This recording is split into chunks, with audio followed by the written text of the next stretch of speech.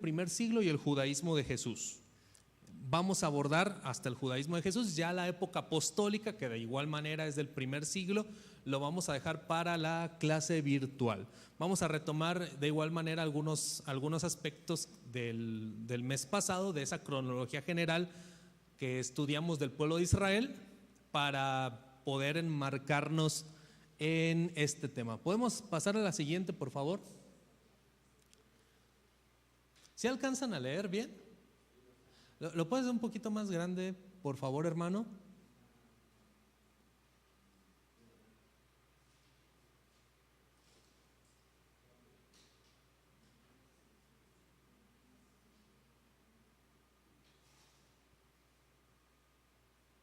Si no, bueno, yo por aquí se las voy a estar leyendo. Para retomar un poco y ver si han estado estudiando, si me han estado poniendo atención, tengo aquí unas preguntas. A ver quién me contesta. La primera es un poco más compleja. Las otras tres son más puntuales, más precisas. Vamos a empezar por la más compleja. Dice la primera pregunta, pongan atención, si alguien quiere contestarla o aportar, abonar para contestarla, puede levantar la mano. Dice: ¿por qué Pablo decía que él era judío, Pablo? Y cito aquí Hechos 22:3, dice Pablo: yo de cierto soy judío, nacido en Tarso de Cilicia, pero criado en esta ciudad, instruido a los pies de Gamaliel, estrictamente conforme a la ley de nuestros padres. Entonces Pablo decía que era judío, pero también decía que era de la tribu de Benjamín, porque también yo soy israelita, de la descendencia de Abraham, de la tribu de Benjamín, dice en Romanos 11:1. ¿Qué me pueden decir al respecto? ¿Qué explicación podemos dar de esto? En pocas palabras, ¿por qué Pablo, al mismo tiempo que decía que era judío, también decía que era de la tribu de Benjamín?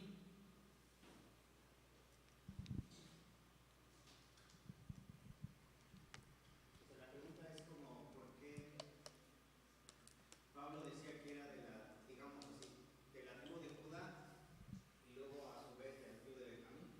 ¿Es la pregunta? Más o menos, sí, por ahí va.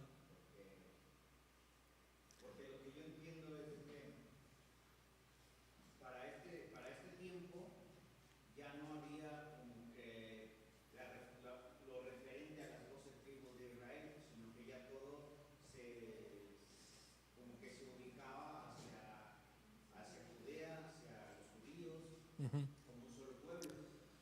Ok, sí, exactamente, porque recuerden que hubo una división del pueblo de Israel en el siglo VII antes de Cristo.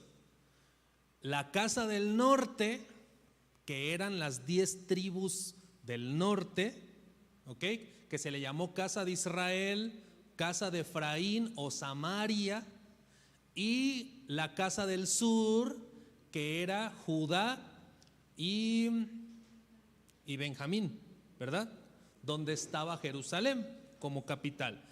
A la casa del sur se le llamó Judá, casa de Judá o casa de David también. A la postre, las 10 tribus del norte, recuerden, eso lo dice la Biblia, el libro de Crónicas de Reyes, se contaminaron, se pervirtieron y terminaron exiliadas por los asirios. ¿Okay? Se empezaron a entremezclar con los asirios, con pueblos extranjeros, y Dios permitió, en juicio de eso que hicieron, que se diluyeran. ¿Okay? De ahí nacen las famosas, entre comillas, tribus perdidas de Israel, que más precisamente son tribus diluidas de Israel. Pero la Biblia nos dice que cuando muchos representantes de esas tribus de Israel del norte, de esas 10 tribus de Israel del norte, vieron que se estaba contaminando el pueblo de Israel, que estaban poniendo otro sacerdocio, que estaban estableciendo otra capital, otro templo incluso en Samaria, ellos dijeron: no, esto no está bien, esto a Dios no le agrada, y se vinieron, muchos representantes se vinieron al sur, a Judá. sobre todo levitas, pero también representantes de las otras tribus. Eso lo dice la Biblia. Y a partir de allí, el término judío vino a ser representativo de todo el pueblo de Israel. ¿Ok? El habitante de Judá, que a la postre se le llamó Judea cuando vino la ocupación romana, el habitante de Judá o de Judea va a venir a ser un judío. ¿Y qué era un judío? Era un israelita, exactamente, en pocas palabras.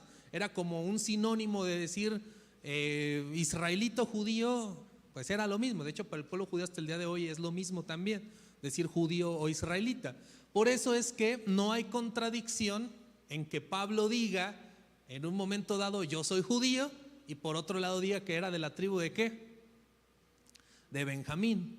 No hay contradicción, sino que si entendemos el contexto histórico nos damos cuenta que en el pueblo judío estaba la representatividad de todas las tribus de Israel. Y hasta el día de hoy el pueblo judío cree de esa manera, que cuando venga el Mesías les va a revelar de qué tribu es cada judío, que ahorita ya no saben. No sé si entendemos eso, ¿ok?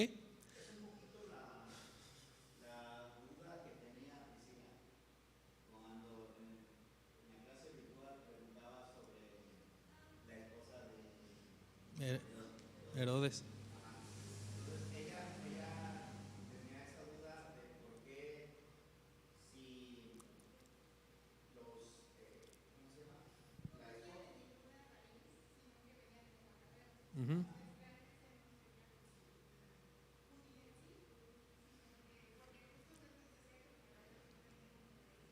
Uh-huh. Ajá, sí.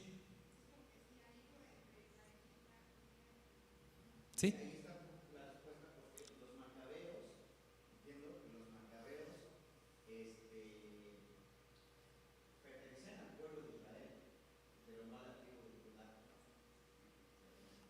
Más bien, bueno, quizás a la tribu de Judá, pero no descendientes de David. O sea, para poder ser rey de Israel, de la monarquía de Israel, de la realeza de Israel, no nada más tienes que ser judío, tienes que ser de la casa de David, aparte. Entonces ellos quizás judíos sí eran, pero de la casa de David no. Ajá.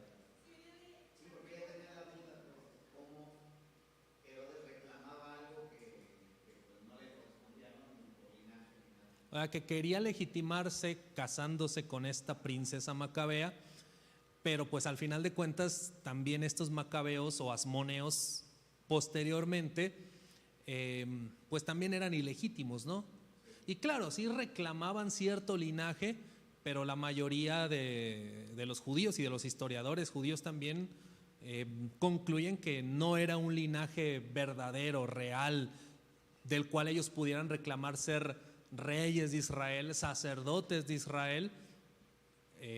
Pues no, realmente era un linaje, podríamos decir, inventado, que nada más lo utilizaban como para perpetuarse tanto en el poder político como en el poder religioso.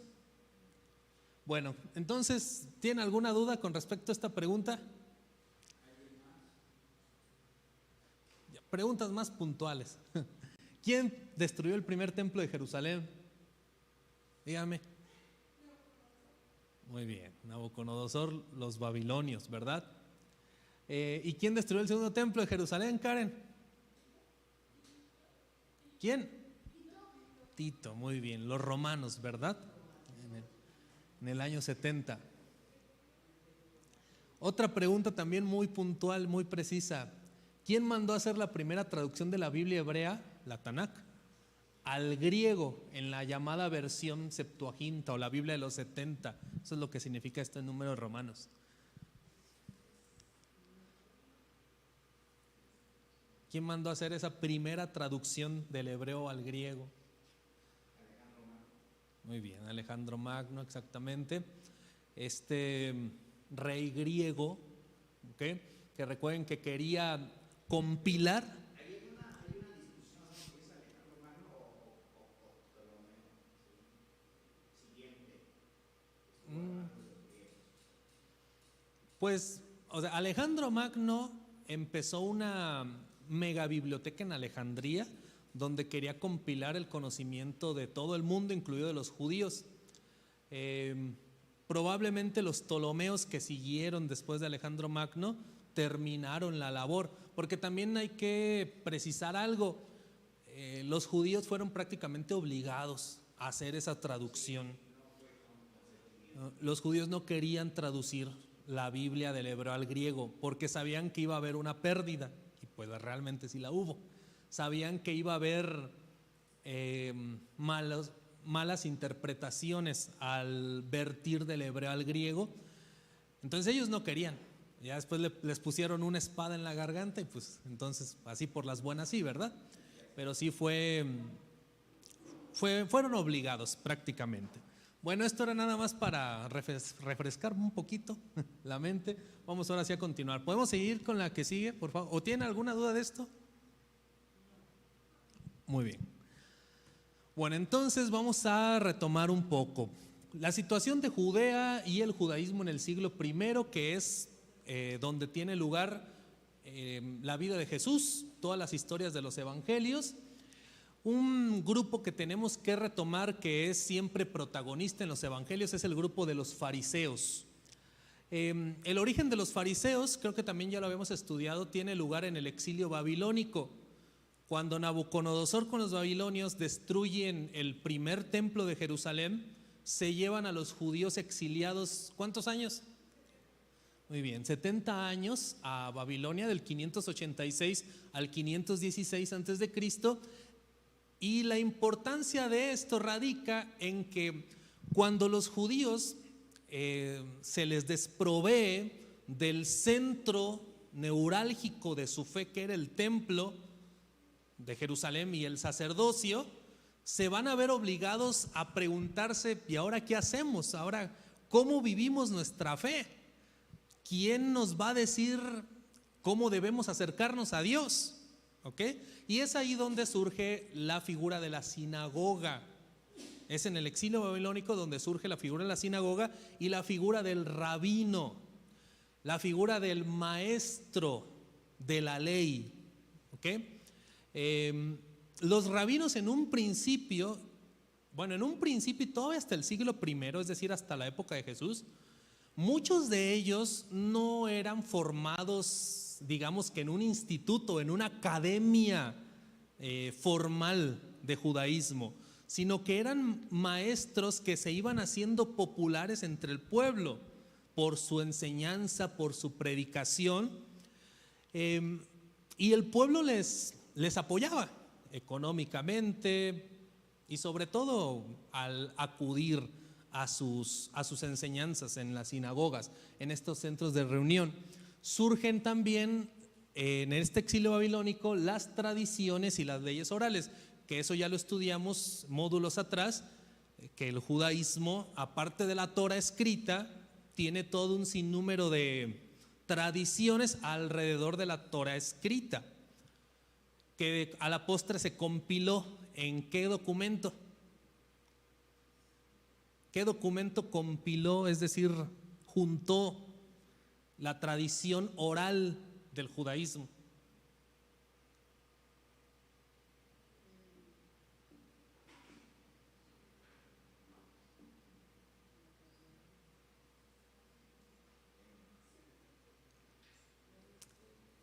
Son dos principalmente, la Mishnah y la Gemara, y después se juntó en el Talmud.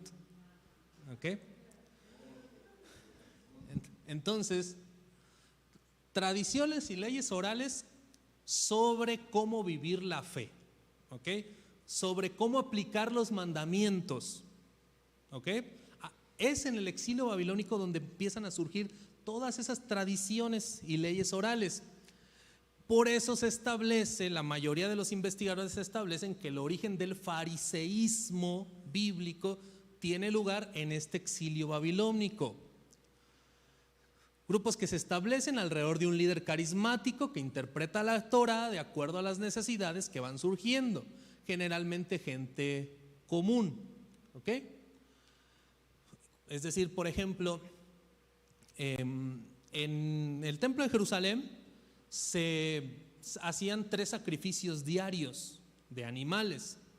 Y ahora que no había templo, el pueblo sentía la necesidad de, bueno, ¿y ahora cómo vamos a tener ese servicio a Dios? Si no hay templo, no hay sacerdocio, no estamos en Israel. ¿Y qué hacían los líderes, los rabinos, los maestros? Interpretaban de acuerdo a esas necesidades que iban surgiendo. Y por ejemplo decían, bueno, pues como ahorita no hay templo, como ahorita no hay sacrificios, no hay sacerdocio, vamos a establecer una serie de oraciones específicas 3 veces al día que sustituyan esa necesidad que tiene el pueblo, a consecuencia de que no hay en este momento templo ni sacrificios. ¿Entendemos? Por eso Daniel oraba 3 veces al día. Por una tradición. Sí, es totalmente una tradición. Orar 3 veces al día es una tradición del pueblo judío hasta el día de hoy, sí, exacto. Dice, por lo anterior fueron surgiendo varias escuelas y debates, también eso es importante decirlo. Cuando hablamos de los fariseos, pensamos como que estamos hablando de un solo grupo compacto y no es así. Había diferentes escuelas, era un movimiento heterogéneo porque se interpretaba de diferentes formas la Torah, la ley, ¿ok? Por ejemplo, las 2 principales escuelas de fariseas de interpretación en el siglo I era la escuela de Gilel y la escuela de Shammai. Gilel era un líder judío, fue un líder judío, Shammai también fue un líder judío, ambos eran fariseos, pero aunque ambos eran fariseos, interpretaban de diferente forma la Torah. Por ejemplo, la escuela de Gilel se caracterizaba por ser más flexible en la aplicación de los mandamientos. Shammai era todo lo contrario. Shammai se caracterizaba por ser una escuela más rigurosa en la aplicación de los mandamientos. Por ejemplo, con relación, pongo ahí la controversia del divorcio.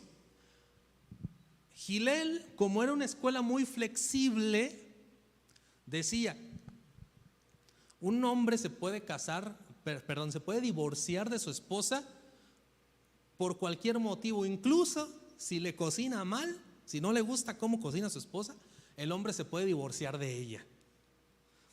¿Ok?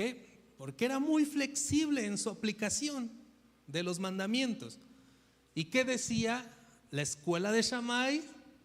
Que era todo lo contrario, una escuela más rigurosa. Decía, no, la única manera en que un hombre se puede divorciar de su esposa es por infidelidad, por adulterio. ¿Les recuerda algo eso? ¿Quién dijo eso? Eso lo dijo Jesús, exactamente. Por ejemplo, con relación al día de reposo, había diferentes posturas de cómo se debía observar el día de reposo.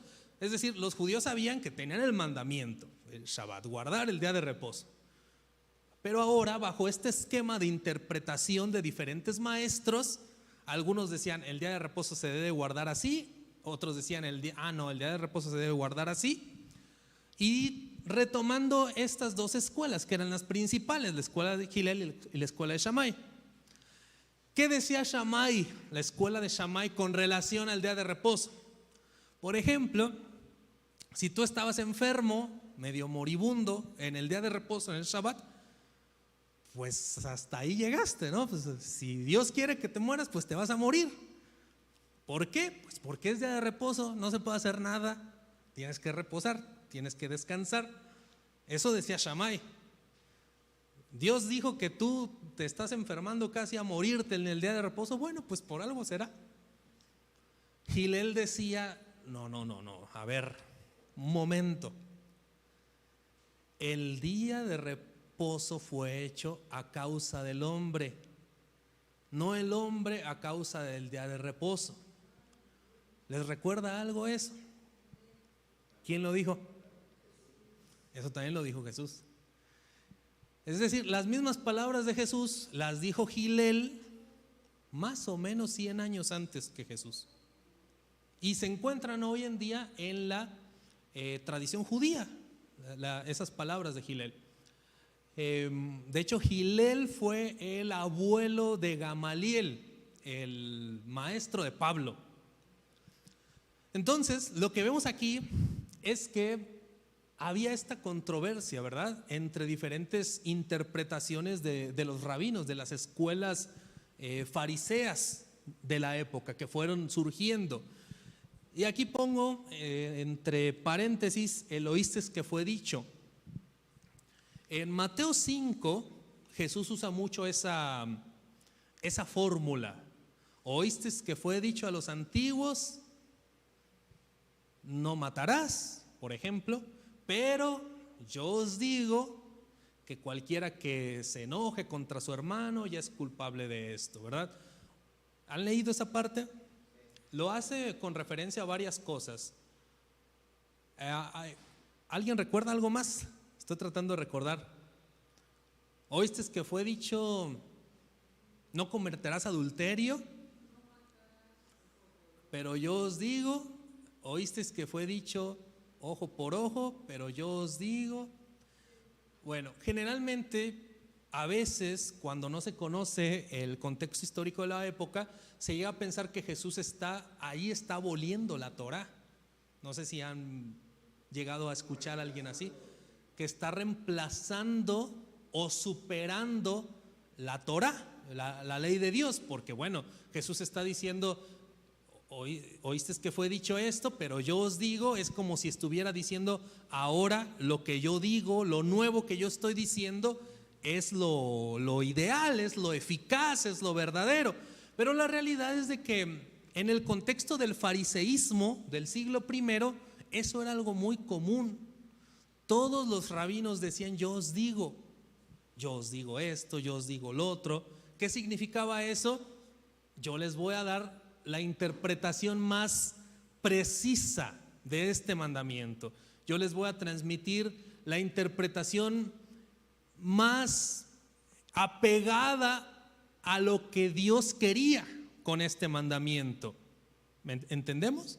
No significa, los judíos en aquel entonces no pensaban para nada que cuando un rabino decía yo os digo, estaba diciendo como que no, ya no hay que hacerle caso a la Torá o algo por el estilo. No, para nada.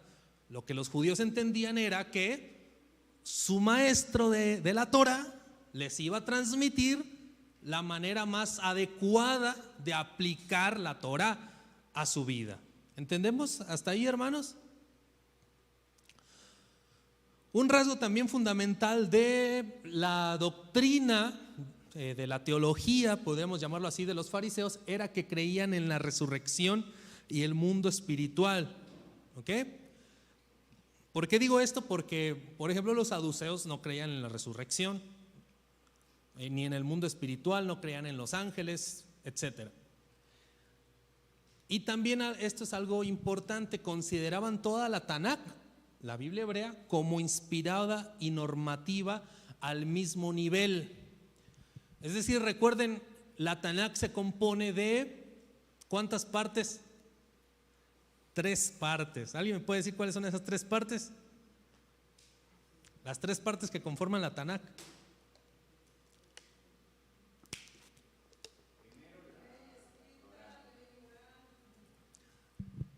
No, esa es otra cosa.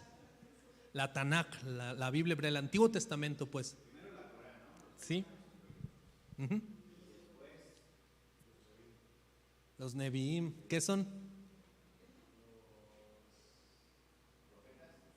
Los profetas, muy bien. ¿Y la última parte de la Tanakh? Los Ketuvim. ¿Y qué son los Ketuvim?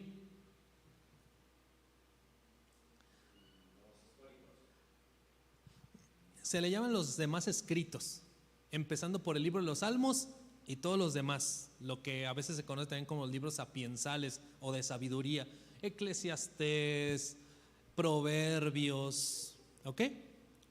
Crónicas, etc. Bueno, esas 3 partes los fariseos las consideraban inspiradas y normativas a igual nivel. porque los saduceos no consideraban toda la Tanaj como inspirada ni como normativa. ¿Ok? Eso es importante saberlo. Y hasta aquí podemos ir diciendo algo. No sé cómo lo escuchen. Yo sé que a veces, por ejemplo, esto lo puedo decir en otros contextos y me pueden escuchar un poquito feo. Si yo les digo que Jesús era fariseo, ¿ustedes qué piensan? Si yo les digo Jesús era fariseo,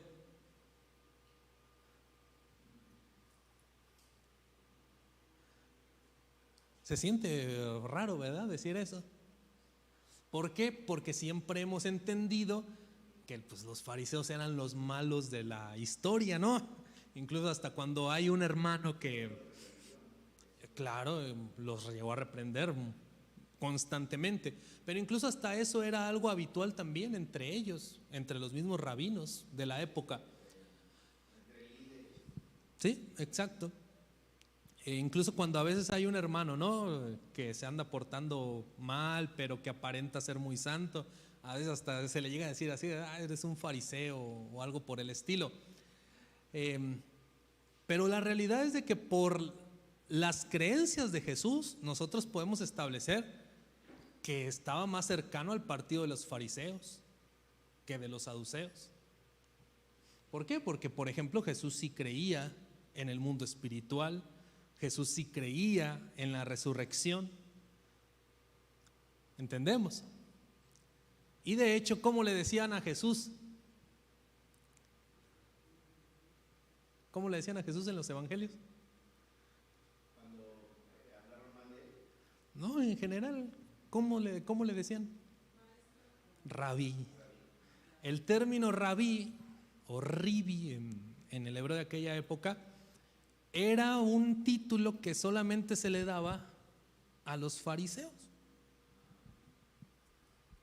No se le daba a los saduceos, por ejemplo, el título de rabí. No se les daba a los esenios el título de rabí. Bueno, vamos a continuar ahorita a ver si regresamos. ¿Podemos pasar a la que sigue, por favor? No, al revés. Bien, entonces vamos a ver el otro grupo fundamental de judaísmo en la Judea del siglo I, que ya lo hemos venido también repasando un poco desde la clase virtual, como son los saduceos. Los saduceos surgen, ya lo dijimos, de la clase de los macabeos o de los asmoneos, que ustedes ya recuerdan quiénes son. Los macabeos, los asmoneos, los que se rebelaron en contra de la ocupación griega de Antíoco Epífanes IV y la influencia del helenismo en Israel, y bueno, que tiene lugar el milagro de Hanukkah. A la postre ellos van a querer gobernar Israel tanto políticamente como religiosamente. El detalle era que ni eran descendientes de Judá por la casa de David, ni eran descendientes de la tribu de Leví. O sea, ni por un lado ni por otro tenían legitimidad para gobernar Israel, ni religiosamente o sacerdotalmente, ni políticamente. Pero recuerden que ellos dijeron, no, pues nosotros sacamos la casta por el pueblo de Israel, como que ahora no podemos gobernar, y empezaron a querer demostrar cierto linaje ficticio, porque la realidad es de que no era real, no era verdadero, y llegaron a la conclusión, según ellos, que tenían un antepasado sacerdotal, un antepasado de la tribu de Leví llamado Sadoc. De allí viene el término saduceo, ¿ok? De Sadoc.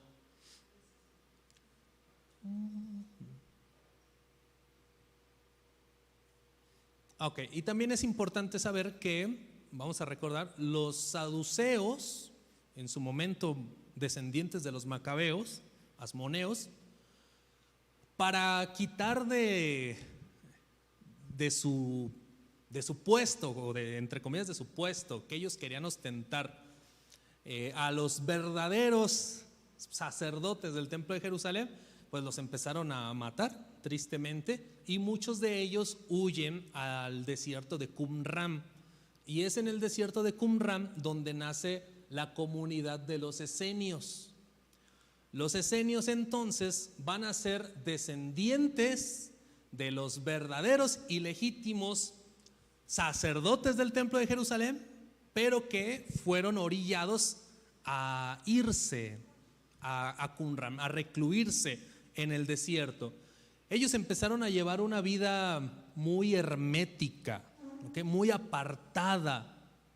No se entremezclaban con el común del pueblo judío. Sí, constantemente iban a reprenderlos, a exhortarles a que se volvieran de sus malos caminos, a que retomaran el camino de Dios, pero ellos vivían totalmente apartados.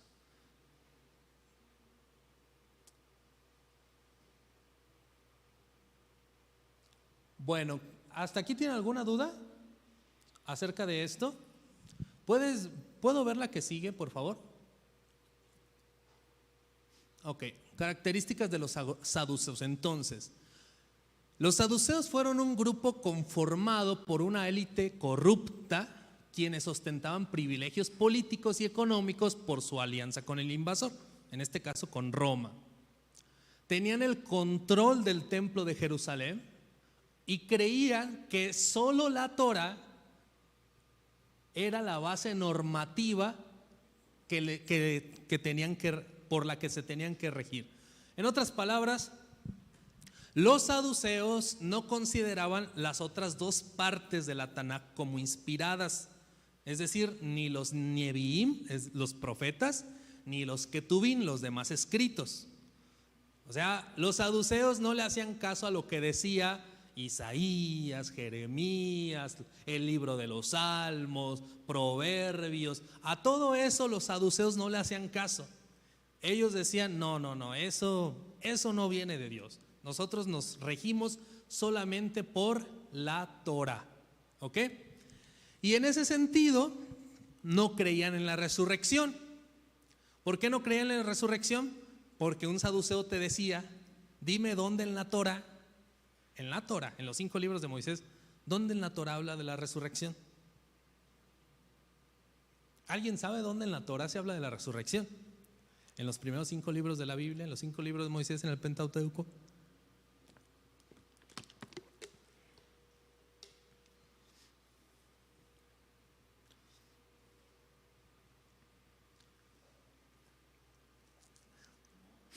Ellos decían que no, que la Torá no habla de la resurrección, entonces por eso ellos no predicaban una resurrección de los muertos.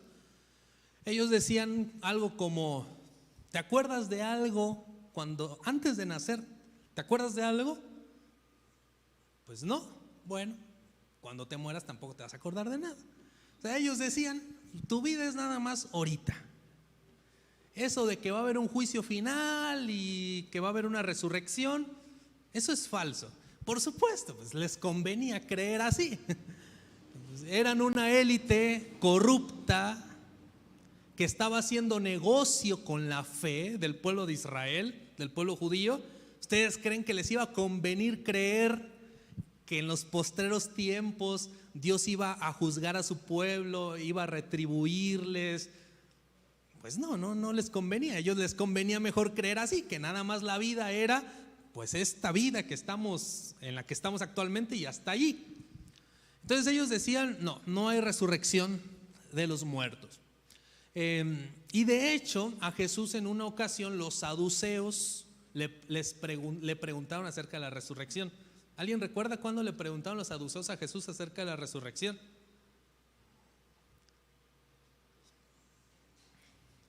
Bueno, no se lo preguntaron directamente.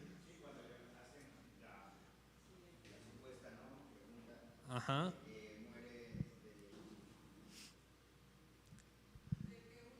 Ajá. Una mujer.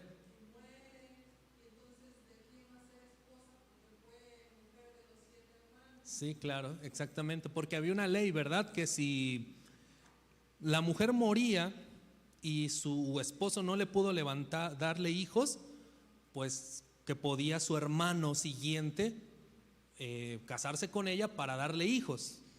Y había una pobre mujer que pasó por 7 hermanos y ninguno le pudo dar hijos. Pero ahí el detalle no es ese, el detalle es la pregunta que le hacen, porque esa pregunta que le hacen a Jesús es una pregunta trampa.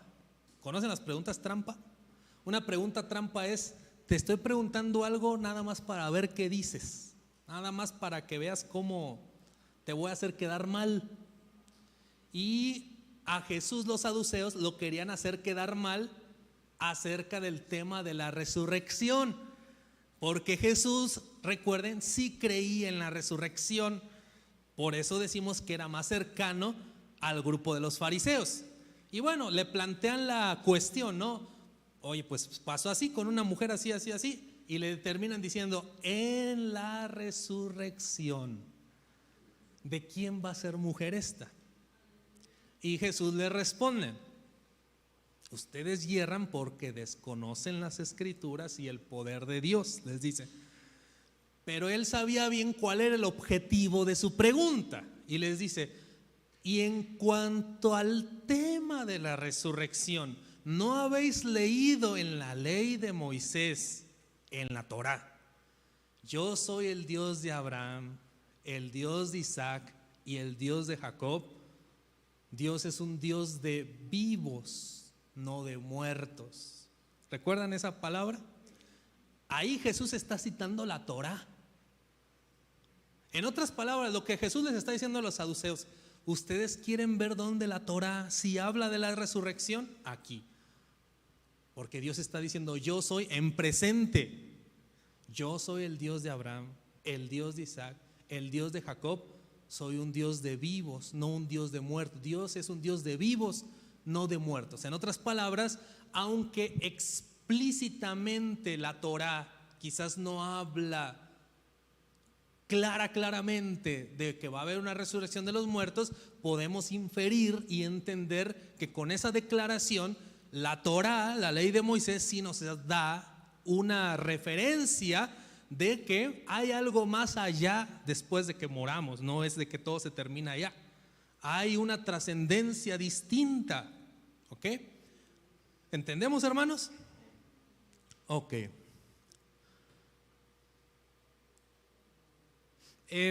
También los saduceos no creían en los dones espirituales, en el mundo espiritual.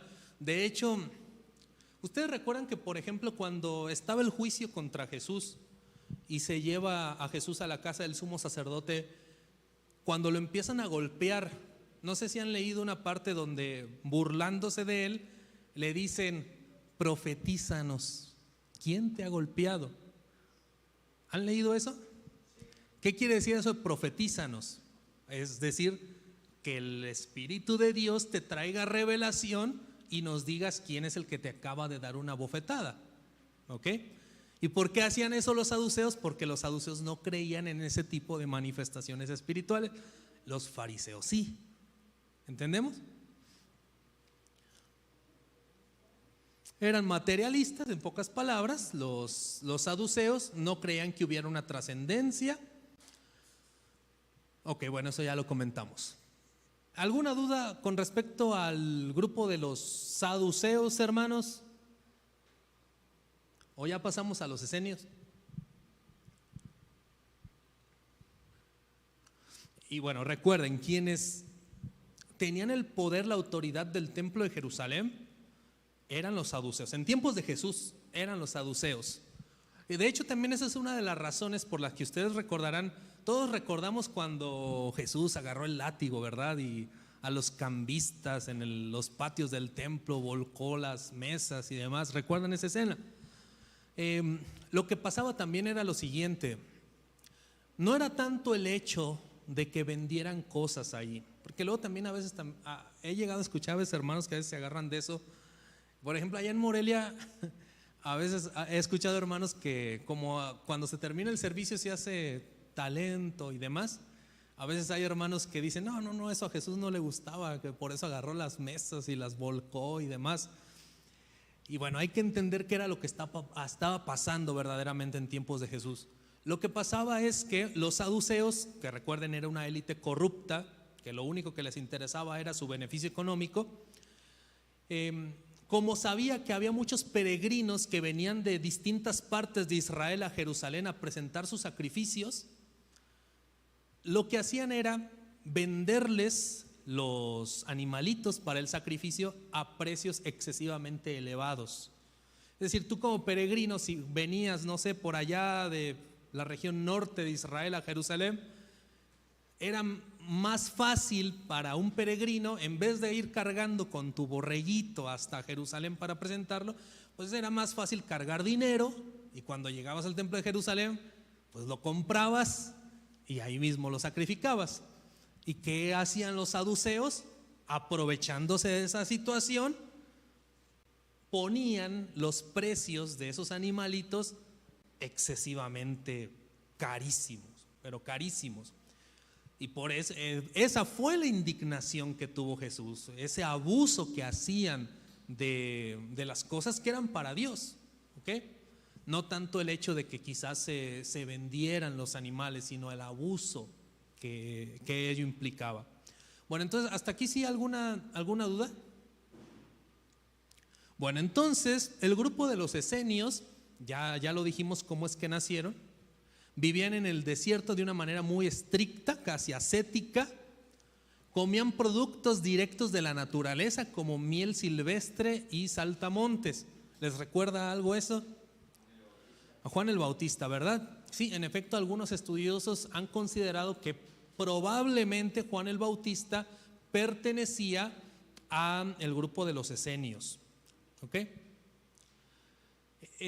Eso de que tenían una vida muy estricta, casi ascética, se refiere a que llevaban una vida de mucha contemplación, de mucha oración, de mucho ayuno, de mucha santidad. Recuerden, ellos casi no se entremezclaban en el pueblo, vivían recluidos, sí iban de repente a las aldeas, a las ciudades, pero iban a reprender al pueblo. No sé si les recuerdes a Juan el Bautista también. ¿Qué decía Juan el Bautista? Generación de víboras, arrepiéntanse, ¿no? Eso era también algo muy común de los esenios, el ir constantemente al pueblo, a los judíos, a la clase sacerdotal, a decirles arrepiéntense, arrepiéntense porque viene el juicio de Dios. Reprendían al pueblo constantemente para vivir una vida recta, eran eminentemente apocalípticos. ¿Qué quiere decir eso? Que constantemente decían la redención está a las puertas, el Mesías está a las puertas, arrepiéntanse. Una característica del grupo de los esenios era que tenías que dejarlo todo para servir al grupo. Si tú querías ser de los esenios, tenías que renunciar absolutamente a todo lo que tenías, propiedades, dinero, ¿ok? No era nada más el diezmo, era todo. ¿Quieres ser del grupo? Déjalo todo. ¿No les recuerda también a Jesús eso? Ustedes recordarán a aquel joven, ¿verdad? Que le dijo, pues es que ya hice todo esto que tú me estás diciendo, lo he hecho desde mi juventud. Y el maestro le dice, bueno, da todos tus bienes a los pobres y ven conmigo. Le pidió todo. Algunos consideran que esa es una influencia esenia en las enseñanzas de Jesús. ¿Ok? También no lo puse ahí, pero también los esenios practicaban mucho la sanación de los enfermos. La liberación también la practicaban mucho los esenios. Bueno, ¿hasta aquí alguna duda?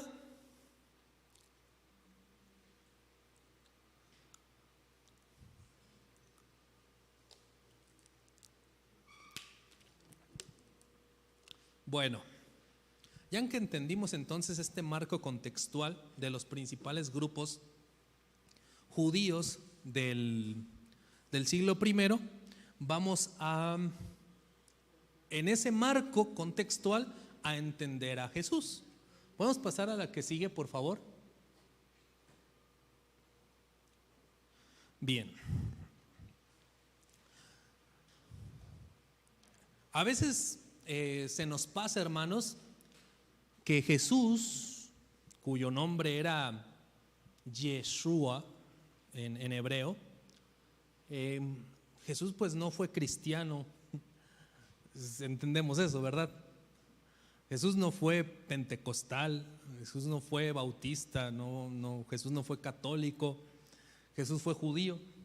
En muchas ocasiones se hace la pregunta, y yo sé que la han llegado a escuchar en alguna ocasión, si Jesús viviera hoy en día, claro, sabemos que Jesús vive hoy en día, creemos en la resurrección del Maestro, pero hablando más en un término histórico-cultural, a veces se plantea la pregunta, si Jesús viviera hoy en día entre nosotros, ¿a qué iglesia asistiría? ¿Crees que asistiría a tu iglesia? ¿Han escuchado ese tipo de pregunta?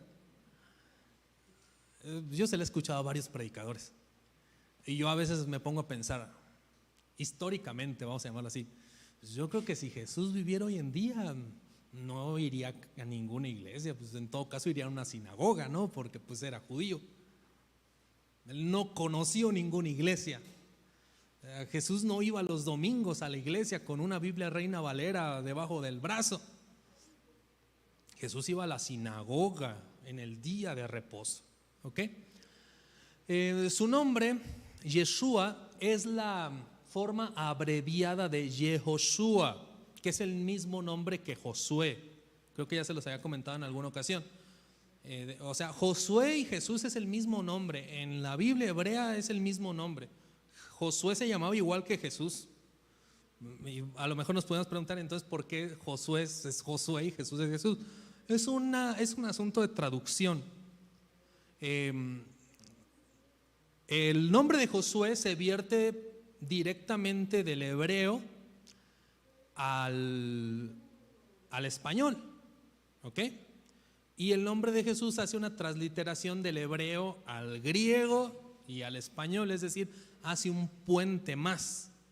Y por eso es que pronunciamos de diferente manera Josué y Jesús, pero en hebreo es el mismo nombre, Yehoshua, cuya contracción es Yeshua. Es como hoy en día a los Alberto les decimos como Beto, ¿verdad? Es algo similar. Y por cierto, de hecho, en muchas ocasiones no pronunciamos bien incluso el nombre de Yeshua, porque no estamos habituados a pronunciar ciertas sílabas.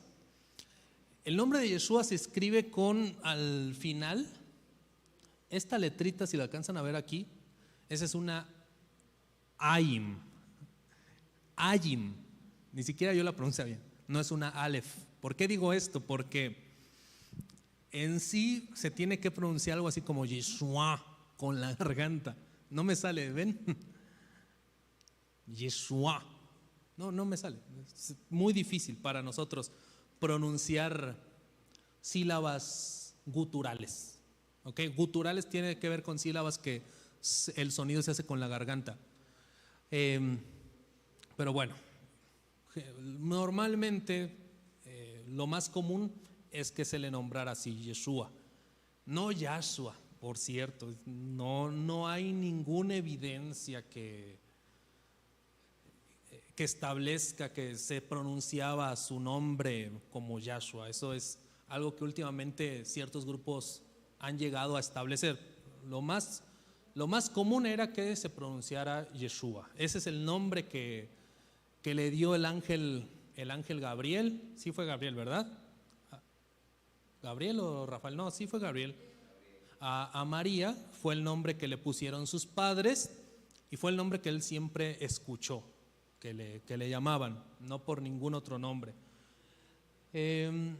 Y también era un nombre muy común, recuerden, muy común.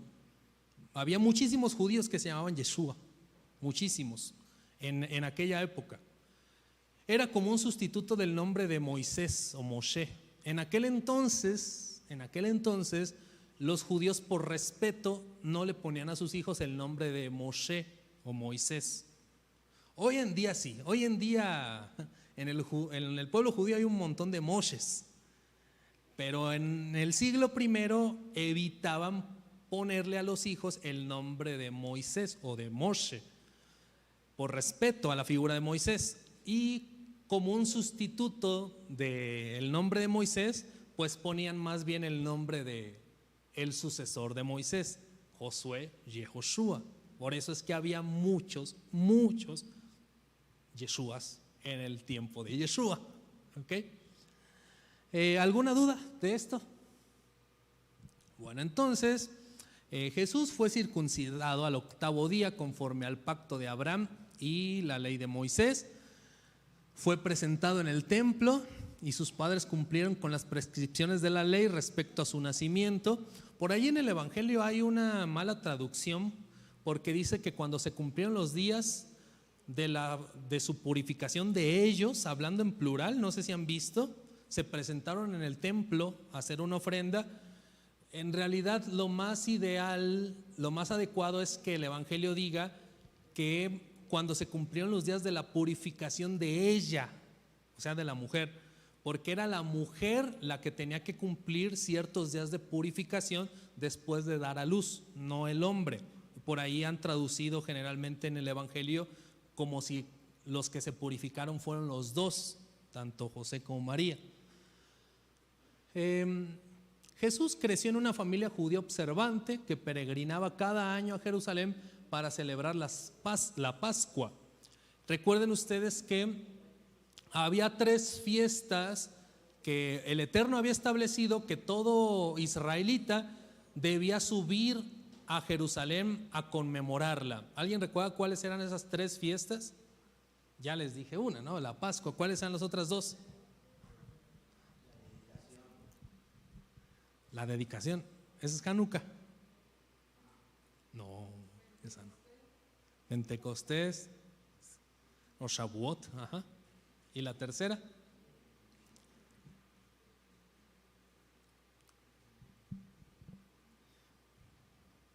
La tercera era tabernáculos o Sukkot. Pascua, Pesach, Shavuot, Pentecostés y tabernáculos o Sukkot eran las 3 fiestas que Dios estableció en la Torah que todo varón israelita tenía que ir hasta Jerusalén a celebrarla. Las demás las podían conmemorar en cualquier parte de Israel, pero en particular esas 3 tenían que subir a Jerusalén a conmemorarlas. Y bueno, justamente el Mesías como judío practicó ese mandamiento junto con sus padres, y eso lo podemos ver en varias partes de los evangelios. Desde joven participó en la vida religiosa de Israel, dialogando con los maestros en el templo a los 12 años. ¿Recuerdan ese pasaje, verdad? De la vida de Jesús. ¿Sí recuerdan ese pasaje? En un momento dado, en uno de esos peregrinajes, porque recuerden que Jesús no se crió en Jerusalén. ¿Dónde se crió Jesús? En Nazaret, ¿verdad? En la región norte de Israel. En Galilea estaba Nazaret. Y cuando iban a ese peregrinaje para ir hacia Jerusalén, en uno de esos peregrinajes, entre tanta aglomeración de gente que había en el templo de Jerusalén, pues en una de esas se perdió Yeshua a los 12 años. Y después del terrible susto que pasaron sus padres, lo encuentran dialogando con rabinos, con maestros de la ley en el templo de Jerusalén. Algunos comentaristas han dicho que en ese momento quizás, y por eso lo menciona el Evangelio, ustedes saben que de la vida de Jesús no hay nada hasta su ministerio, hasta los 30 años, ¿verdad? De lo demás de la vida de Jesús, su juventud, su niñez, nada más está pues cuando nació y este pasaje de los 12 años y ya. De allí hasta su ministerio a los 30 años, que duró 3 años y medio, ¿no? Aproximadamente.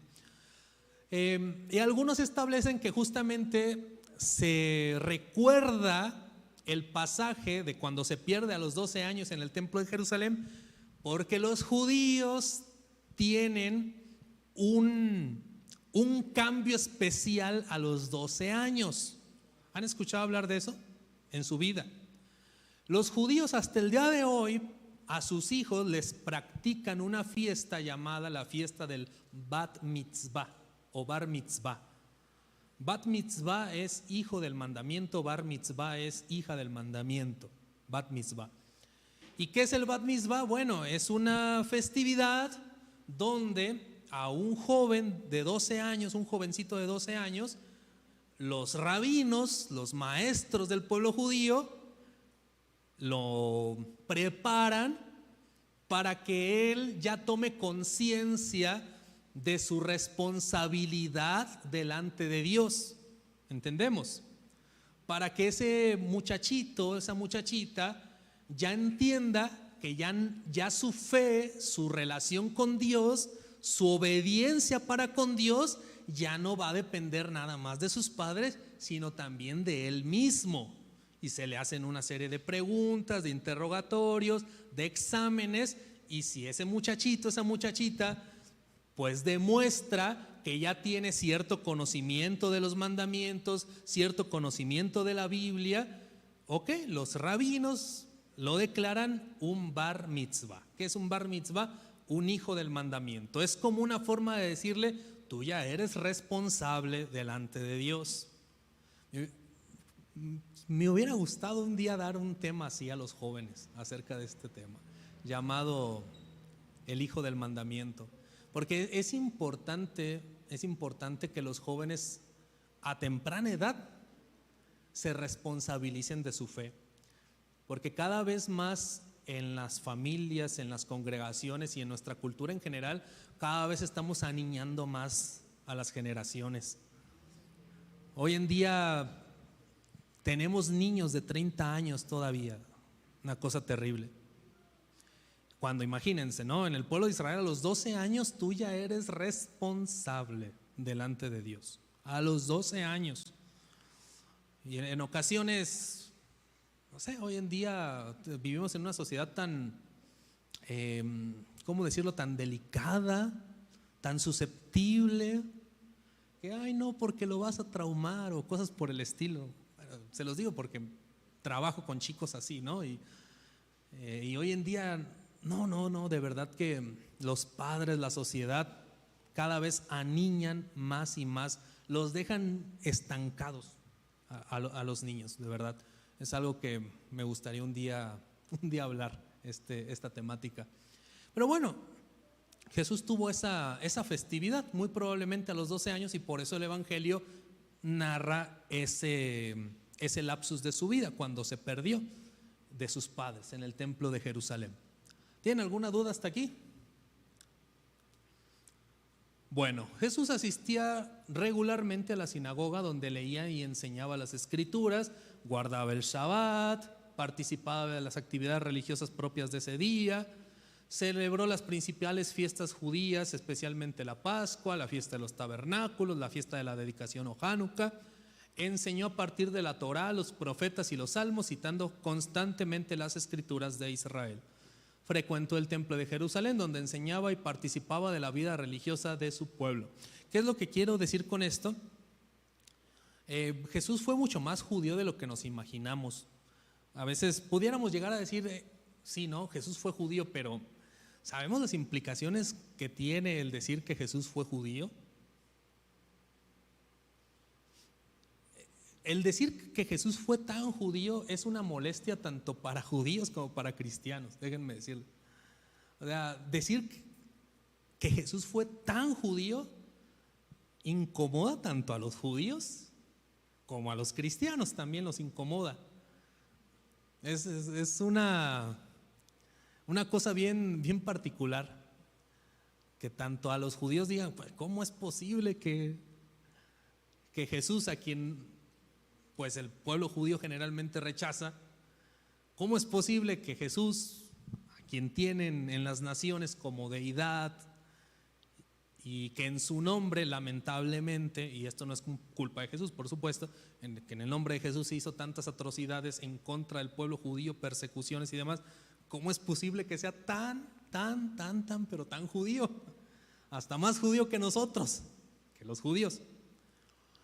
Y los cristianos a veces, que también en muchas ocasiones pues rechazan muchas cosas del pueblo de Israel, también a veces se preguntan cómo es posible que a quien tenemos como Salvador sea tan, pero tan esencialmente judío.